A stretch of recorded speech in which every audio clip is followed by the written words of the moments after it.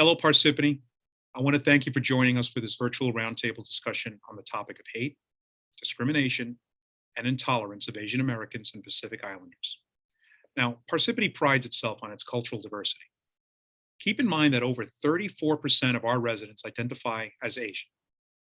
Now, sadly, across our state and across the country, we continue to read headlines and see imagery that shows our Asian brothers and sisters are being targeted, mistreated, brutalized, and even killed simply because of their cultural heritage.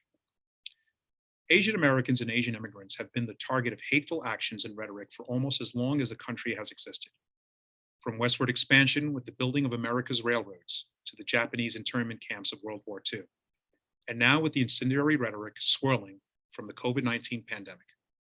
The AAPI community has sadly been marginalized for generations. Hate has no place in Parsippany, and I'm honored to participate in this important discussion. With us today are an outstanding group of residents from our community to discuss these issues and how we can continue to make Parsippany the place to be for everyone. Paul Shen, or as I call him, Pastor Paul, is the pastor for the Chinese Christian Church on South Beverwyck Road. His congregation, they've donated thousands of dollars and countless personal protective equipment items to our local emergency responders throughout this pandemic, even handing out masks, hand sanitizers, and delivering food to residents across the township in cooperation with the township's food bank and the Table of Hope. Akshay Pujara is a member of the BAPS Swaminarayan Temple, whose congregation's volunteer efforts and donations to our emergency management services were critical in the early phases of the pandemic. Jinlai is the former principal of the Morris Chinese Academy. Now, the Chinese Academy teaches immersive Chinese language courses to children and young adults, while introducing students to Chinese culture and traditions as well. Florence is the president of the Evergreen Ping Pong Club at the Parsippany Community Center. Since 1998, the Evergreen Ping Pong Club has served as a staple community resource for Parsippany residents to take part in the joy of this fun and competitive activity. We are also joined by Isabel Lu, a working parent from Parsippany, and her daughter, Olivia. Welcome, everybody. Now let's begin. Pastor Paul, how has this new wave of hate and violence affected your family, friends, and members of your congregation? Yes. First of all, I want to thank you for giving us an opportunity organizing this roundtable, because I think the first step is always awareness and discussion.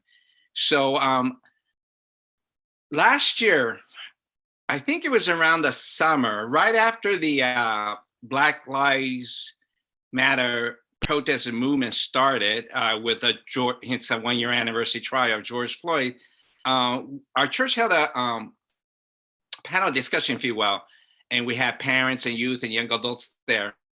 And last year around this time, what we call the second generation Chinese Americans, our kids who were born in America, they were very much supportive of the Black Lives Matter movement. And, all the second generation, they're very, very active on social media, so I can see that. But it was really interesting that when we conducted the panel discussion, the older generation, the first generation, the people who immigrated from Taiwan, China, Hong Kong, they were very typical of, I think, the Asian immigration community. They don't want to rock the boat. So I noticed that their point of view, hey, it's not Black Lives Matter, it's all lives matter. And I saw that last year. But now, in light of the recent spate of anti-Asian violence, our church, just this past Saturday, we did another workshop, if you will. And we had over 20 youth, and we had over 30 parents of the youth to let's talk about this and how do you feel? So actually, Peter, can I share this screen or document? Yeah, that's great. I wanted to share with you this document that, okay, just hold on a second. It's called a lament board. And what we asked these 50 participants was, whatever you feel about this current anti-Asian hate and discrimination. Could you please anonymously write down your feelings about it? And I just wanted to share this with you because it kind of answers the question you asked me, Mayor. So I hope you can see this. Like, for instance, one person said, I belong here in US, just like all other people. I love this one. This is, when can mankind be kind to man? One person said, I'm worried about the safety of our families. Do I have to look behind me constantly? So, or how about this one? If I'm the victim, will people help me? And I think many of us saw the news from yesterday where another 65-year-old Asian woman was attacked, knocked down. And of course, the worst part was the security guards from the hotel, they didn't help her at all. In fact, another security guard came and closed the door. So, so what we found out was these feelings are really real. So even though I asked, none of the people from our church who kind of live not only in Parsippany, Lake Hiawatha, but the Morris County area, none of them have any experienced any of these bias incidents. And I actually, in the last few days, called a couple of my church's restaurant owners who have restaurants in Parsippany. They all said, actually, Pastor Paul, we haven't seen anything in the last year, anything against us. And they said the people of Parsippany, our customers and neighbors, they're all very, very nice. So thank God, here in Parsippany, we haven't seen any of this. But of course, because we have friends and watch the news in New York City, so the worry and the fear is really real. So much so that our young adults are telling our parents, like, Mom, Dad, don't go to New York City, don't go for grocery shopping in Chinatown, because they're all kind of worried about public transportation in New York City. So I just wanted to share it. It's real, yeah. Okay, thank you, Pastor Paul. Well done. That exercise is fascinating. I actually would like a screen grab of that because I would like to read the rest of it. That was very enlightening. So let me go to Akshay. Akshay. Yes. Racism is not always so obvious and displayed in more indirect and subtle ways through microaggressions. Mm-hmm. What are your experiences with cultural bias, both subtle and not so subtle? Yeah. So first of all, thank you, Mayor, to giving us an opportunity to speak, and participate in, really, nice, walk the table and everything. And so before I start, I just want to sympathize for, the recent hate crimes that happened that, even Paula was discussing about in the New York, that, an Asian woman, was beaten, and, there are people watching it. It's like really, it's heartwarming. It can happen to us and it can happen to anyone, right? So, we had to be very, very careful on that. So as your question said, like direct and subtle, right? So when I go to direct, we haven't experienced anything. And the reason why is there are two reasons for it. I came to this country because it's a democratic country and it's a multicultural, right? So if I really think about it, like that's the reason I chose to come to this country, because it's a democratic. Second thing is that I came to Parsippany because it is multicultural, and New Jersey as well because it is multicultural. Before I came to here, I was being told when I like that, choose a place where where you have less racism. But if you really think about, Mayor, about subtle, it's, from my understanding, it's more about a perception. And I will just give an example of it. So if I'm working in a company for last 10 years, one person got promoted and one person, I did not get promoted, right? And if I really think in my mind that, okay, he got promoted because he's of a different race, then that will just, it's more of a perception to me, right? But when I look at my credentials and their credentials, why they went ahead and why did they take risks, they went ahead, then it becomes like kind of a bit of a balance. So it's more about how we perceive the things. In my experience, I haven't experienced anything because the company I'm working is the multicultural, and it's called as a Becton Dickinson, right? So they believe in multicultural, and they try to balance like multicultural as well as men and women both at the same time. And the same thing, it's in the Parsippany as well. I haven't seen that much of a racism because subtle or direct or microaggressions, just because it's a multicultural multicultural throughout, right? So that's why, I chose this. I'm living this for last 10 years for that, right? So, but in terms of our organization, I don't think we have seen anything, but what we do is if some different culture person comes to our organization, we try to help them also as much as we can, like try to explain them. So they don't feel the difference. We all are the same, right? So that's what we do. Thank you, Jinlai. I mean, you definitely explain why Parsippany is the place to be. Yeah. And in short, I did not experience subtle or microaggressions so far because of our perception, right? That, we all are one. We not are different from each other. All right. Thank you. Thank you. So let me go to, well, really, let me go to Florence. Hey, my turn. Okay. So Florence, how can we protect our elders and our most vulnerable residents from this wave of hate and hate in general? Yeah, well, I mean, like you say, I'm the president of the Evergreen Ping Pong Club, which is located in the Parsippany Community Center. We have about like 115 members, and they are all mostly over 62 and above. You can see any players. They are almost like 80 years or 90 years old. And then actually, like Isabel's mother, Hui Rong, she's also our member. So, I mean, like, I think I'm the right person to talk to too, because I'm a Chinese and I'm also in my golden years. So think of how I want to protect myself and my fellow senior, in the community center that I all know of them. I mean, like they're from all races. So, I mean, we have a good percentage of all the seniors in the community center. So, I mean, the first thing I'm thinking of is like, I will never walk alone because like, anything happened to you, nobody knows. So I would invite a friend or a neighbor, and then, and then I won't walk during nighttime, only daytime. And then, well, maybe I could share some my whereabouts to a friend, another friend or family member so that they know where I'm going. And then, I mean, with the new technology, we have Google Map that I could share location with a trusted person, And then the second thing, maybe I would buy a whistle. And then there's a portable small alarm device, like very small. And then they could emit a very loud, siren. And then,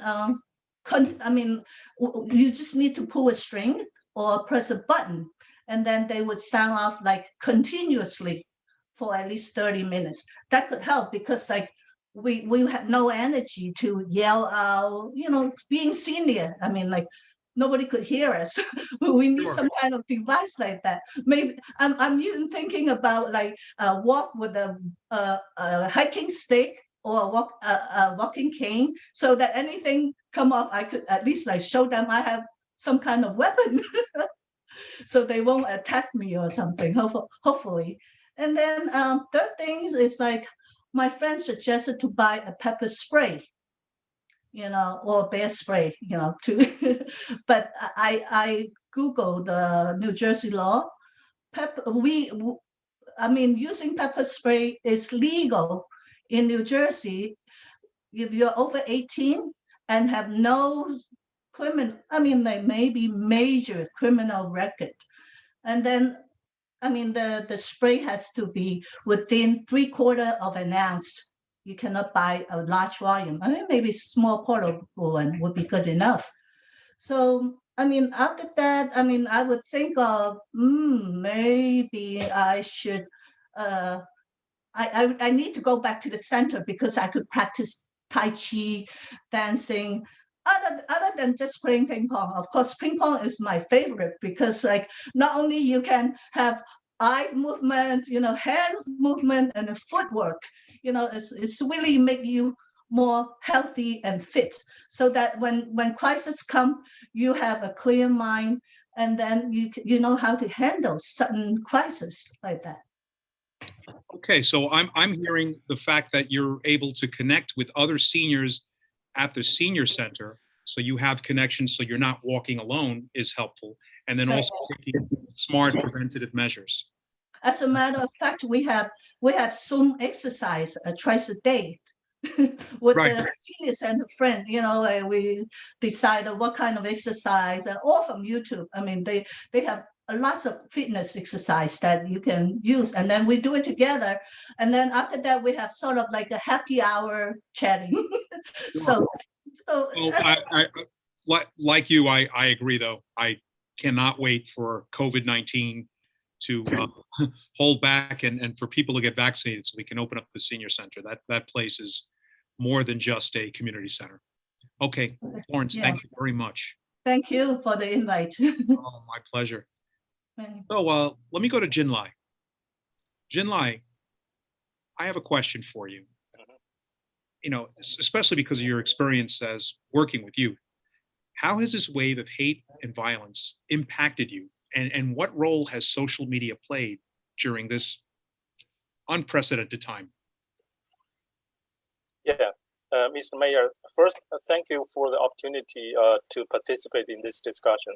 This is great. Like everybody mentioned, we're going in the right direction. So in my personal opinion, I think what happened in Atlanta, New York City, and other cities across the United States are not isolated events. So I believe social media plays a big role. I mean, in this day of age, even us as adults, like think about how many hours you are online every day. A lot, I guess. For youth, for those younger people, I guess it's even more, right? So people spend a lot of time online. They are more connected with others.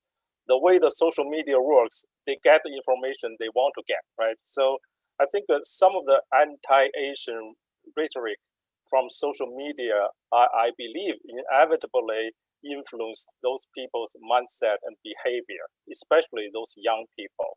I also want to bring up the tolerance towards those anti-Asian rhetoric in social media, or maybe entertainment industry, I believe also contributed to those tragic events that happened recently. So we cannot shy away from it. I mean, in terms of our school, our experience, right, we teach Chinese language to students mostly aged from kindergarten to high school. For some of the younger students, they may be too young to comprehend those events. But some of the older students, like high school kids, middle school kids, they may have experienced different level of discrimination, may not be violent attack, right? Or heard from their friends, different level of like discrimination. I hope those recent events will make them think more and mature more, basically. I think for our school's perspective, we'll make effort to make our students realize, even though, like other people mentioned, living in Parsippany or nearby communities, we may not experience those kind of violent attack, even the discrimination ourselves, but we may potentially be one of the victims. So the risk exists, right? So I hope we'll educate our students to kind of think about the issues, stand up and confront those issues of injustice and stigma. May not be towards them. So, but any type of injustice or stigma is not acceptable. So I hope the community can also work with us to confront those issues. Again, I want to thank you for this opportunity. I feel this is a very good start. Thank you, Jinlai. I appreciate your perspective. So let me go to Isabel and her daughter, Olivia. Olivia, can you do me a favor and say hi to your sister, Victoria, for me? Yes. Okay, good. So, Isabel, how do you discuss the topic of cultural bias with your children? Thank you, Mayor, for having us here today. Yes, right now, the discussion of hatred and culture bias with my children, this topic, I have to do it because, Asian American has been attacked and discriminated by hate crime more than ever. So there are over 3,000 reported cases nationwide since last February. And then this is topic, I cannot run away from it. But as a parent, it is very hard, especially right now, because my children, they're having a lot of fear. Almost every single day, there are Asian Americans have been attacked somewhere, and it's a beautiful day, and we all want to go to the park with the family, but they're just having a lot of fear, and then they know that they are Asian Americans. They can be attacked too. So one day, my little one told me, she said, "Mom, I'm afraid," and that really broke my heart. So my first step is I told them, I made sure they know that America is a melting pot. We all came from other countries with different backgrounds and cultures. So diversity made us strong rather than something to fear. So I told them, make sure, I asked my children, said, be strong, be brave, and be smart. And then talk about it. So Stop Asian hate crime need to be spoken louder, and everyone can do something to contribute, even the little ones. So I told my kids, I told them, talk about it, talk about your fear, talk about your feelings and your ideas, your opinion about Asian hate crime to our friends, to our teachers, and to our neighbors. Don't be shy, just talk about it. And even they're little, they still can bring a lot of impact, and they can raise awareness of this Asian hate crime. So the more allies we have, the sooner we can stop the crime. And also, I told my children, like I said, let's help each other. Even we are the victims of Asian hate crime right now, but we still can help each other. For example, so we just donated money to an Asian American family that has been attacked recently at New York City. So I talked to my children, I told them what happened, what I want to do to help them. You know what? They gave me their coins from their piggy banks. And even they're not a lot, but I'm so proud of them. So That's a lot. That's yeah, a lot. I told my children, I told my kids, so Mom, I do not want to be a victim of the Asian hate crime. I want to be a hero to stop the crime. And I think my little ones, my kids, they can be little heroes too, by being brave, being smart, by,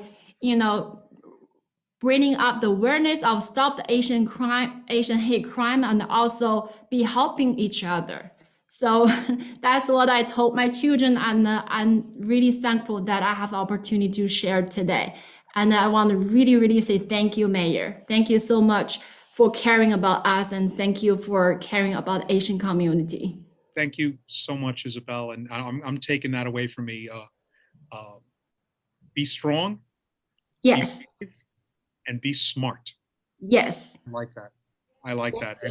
And for me, I would also say, but don't lose your heart. Still, don't let this situation harden you where you forget how to love and to be open to it. Exactly. I totally agree with you. You know what? Last year, since the pandemic started, my whole family made a giant banner, like a very, very big one. And then my kids pick out the sentence. They said, "You are loved." And then we put that banner, we're a corner house, so around the trees, so everybody in my community can see that. So it has been there for a year. And then I'm totally agree with you. We are loved. Isabel, God bless you and your family. Thank you. Okay, so now I kind of want to open it up to anyone to answer this question as they see fit. You could all unmute yourselves as long as we're not bleeding sound to each other. And here's my question. What can the greater Parsippany community do to help and show their support as allies? I hope they will stand up and call the police when they see Asian American being attacked. From your mouth to God's ears. Well said. I think, yeah. You try to top that? Good, let's try anyway. Anyone else want to chime in on that? On what can the greater Parsippany community do to help and show their support as allies? I want to chime in and provide my perspectives. Please do. As everybody mentioned, I mean, community and I believe surrounding communities, like we feel safe. We don't feel like unsafe or being discriminated for most cases. But I think, I mean, I can offer like short-term solution, long-term solution, right? In short-term, show solidarity. So I'm very moved when I saw news like in some communities when there's like Asian family being like attacked, the neighbors like take turns patrolling the street. I mean, showing support.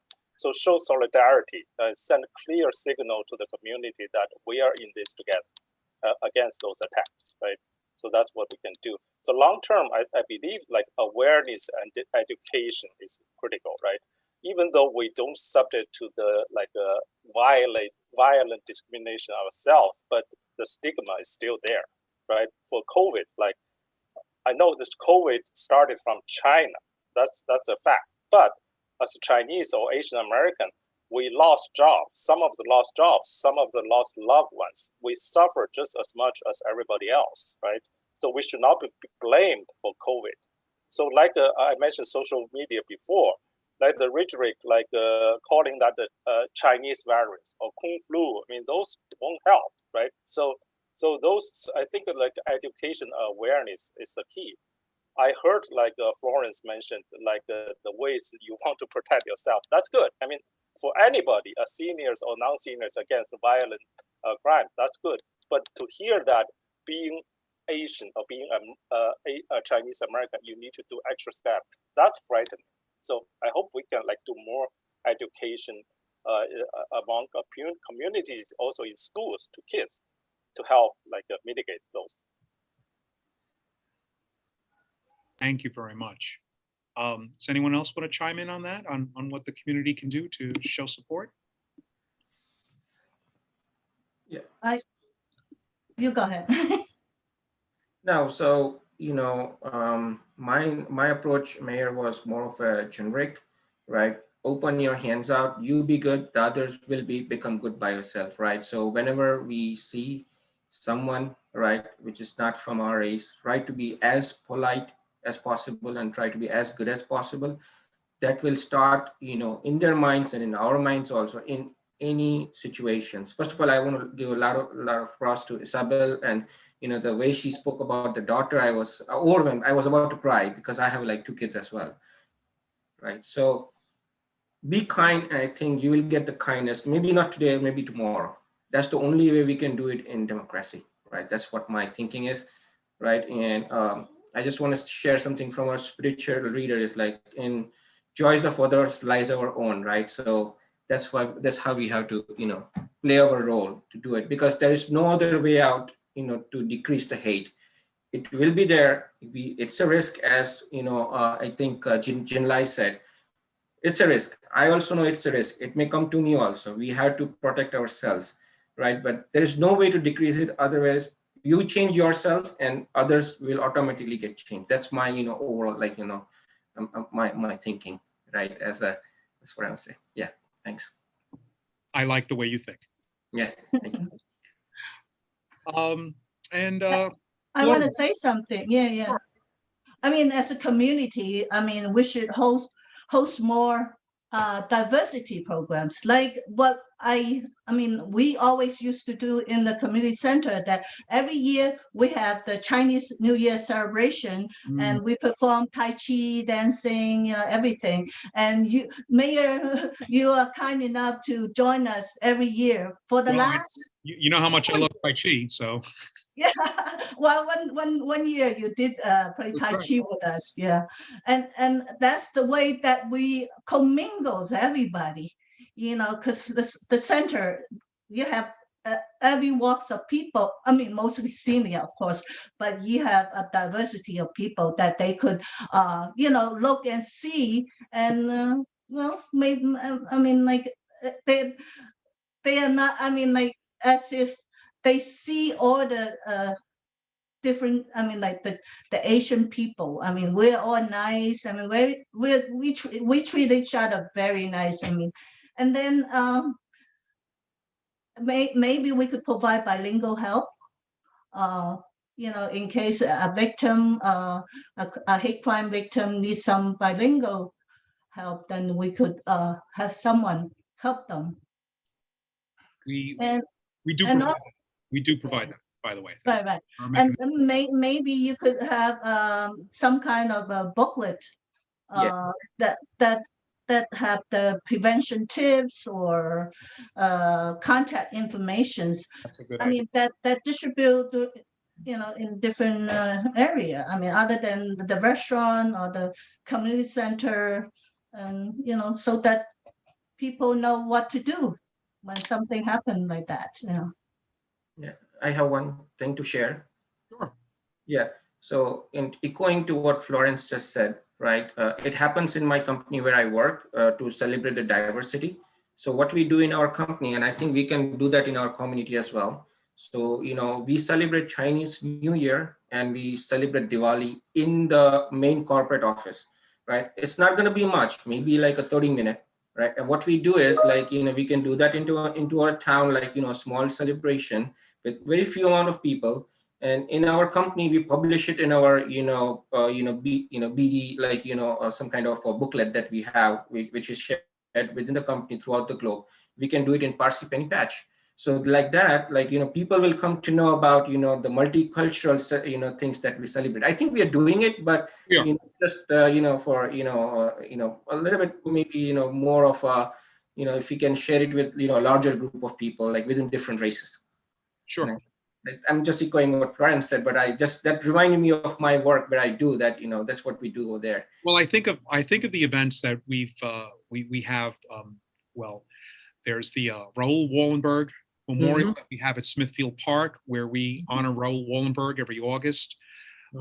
There are Diwali celebrations. Actually, coming up very soon, we're going to be acknowledging Ramadan here at the mayor's office. Wow. We have the Italian Culture Festival on Beverwyck Road, which is a great cultural exchange and plus fantastic food. Flavors of India that we have in the township, and as Florence mentioned, the Lunar New Year celebration, which is a fantastic event. And as mentioned, it's a multicultural event because it's not just Asians who attend the event as well. It's and I those things, they help.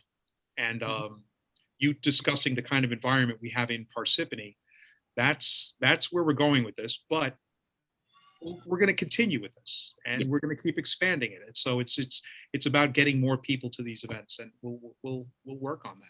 Yes. Pastor Paul, final words? Yeah, well, to what Florence talking about, there's two very good websites. One is called stopaapihate.org. Another one is called standagainsthatred.org. I can give this to Peter. You can go there for education awareness. You can go there to report any bias incidents. And it's in Chinese, Korean, Vietnamese. It's all in these multi languages. And they even offer safety tips, safety prevention seminars. I just went. The whole month of March was all booked up. So now they created new ones. Like it's like, if you see this happening, how can you help? So so the key is, says Mayor, of course, all of us, out of our own self-interest, like I would promote these websites to my own church members, and my rest of the partners can do it. But I think it's important for the non-Asians, community leaders, to disseminate this information, because it could be other non-Asians may be the ones who might witness these incidents more than us, right? Because Asians will help each other. So I thought that's something that's practical that we can do. And then, I just want to bring up, I know 2 years ago, you created this position of community relations officer, Patrolman Remo D'Alessandro. Yeah, he was great. And he gave a safety tip seminar to our church. But then I know maybe because of budget reasons, like he kind of has to go back to patrol duty. So it had to do with COVID. because there wasn't a lot of community relations to do because of COVID, and we needed as many officers out on the street for patrol. Okay. But, yeah, no, he's back on community relations. Yeah. Um, Okay, terrific. Well, thank you, everyone. Isabel wants to say something. Now, just one quick. Oh, sure, go ahead. Yeah, so all those education, thank you. Everything is important, but right now I'm every single day I concern the safety of my mother and my children. So I was wondering if there's any like hotlines, police hotlines, or any resources from the the offices that we can use right away, so we can feel safe every single day we go outside. I don't know what specific help the police departments or the offices can do, but for me, I if I know there are helps out there, that there's a hotline I can reach to the police for the help right away, and then I can have the resources I can use right away to protect my family, and then I'll be really, really appreciated. Well, when it comes to protection, that your first phone call should be to the police department. Okay. For other resources where it's not an emergency, you can reach out to the Parsippany Community Center or the Mayor's Action Center. Okay, Okay. And we'll put those numbers at the end of this video. thank you. Okay, everyone. So I want to thank everyone for joining us today. In closing, I'd like to talk about this wonderful township of ours. Now, Parsippany to me is more than just 25 square miles on a map. We're the sum of all of our people. Parsippany is 55,000 hopes. It's 55,000 dreams. It's 55,000 ambitions and 55,000 hardships. It's 55,000 successes and 55,000 challenges. Parsippany is 55,000 people making our way through life, doing the best we can. 55,000 people working hard to build a life, to raise successful children, and to care for our loved ones. 55,000 people living out our own American dreams with all the adversities and all the triumphs that come with it. That, at the end of the day, is what this township is. So thank you so much for watching, for participating, and for taking care of each other. And may God bless you all. Thank you, everyone. Thank you, Mr. Mayor. Thank you. Have a good day. Bye.